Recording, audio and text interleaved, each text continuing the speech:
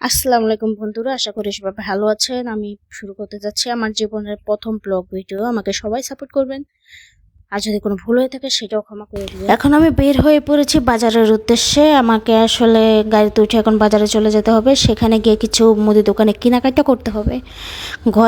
ঘরের আসলে কিছু জিনিস শেষ হয়ে গেছে, সেগুলো কেনাকাটা করার জন্যই মূলত বাজারে যাওয়া হচ্ছে।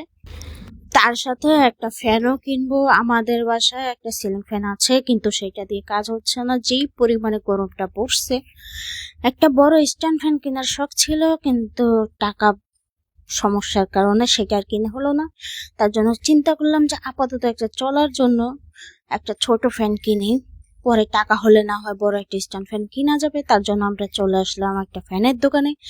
দোকানদারের সাথে দরদাম নিয়ে একটা কথা বলতেছিলাম। তারপর সেখানে অনেকগুলো কালার থাকার পরও আমার কেন জানি নীল কালারের ফ্যানটি ভালো লাগলো, আর এটা আমাদের বাজেটের মধ্যেও ছিল। তা চিন্তা করলাম যে তাহলে আপাতত ব্যবহার করার জন্য এই ফ্যানটাই নেওয়া যাক। তারপরে সেটা নিয়ে নিলাম। তারপর আমরা চলে যাচ্ছিলাম আমাদের ঘরের যে বাজারগুলো করতে হবে তার জন্য মুদির দোকান, তারপরে পেঁয়াজের দোকানে চলে গেছিলাম। তো সেখানে যাওয়ার পর প্রথমে আমরা কিছু পেঁয়াজ, আলু ও রসুন কিনি। তারপর আমরা চলে যাই একটা মুদির দোকানে। সেখান থেকে আমাদের ঘরে যে শুকনা বাজারগুলো শেষ হয়ে গেছে সেগুলো কিনি। সেগুলো কেনাকাটা করার পর আমরা চলে যাই একটা কসমেটিকের দোকানে।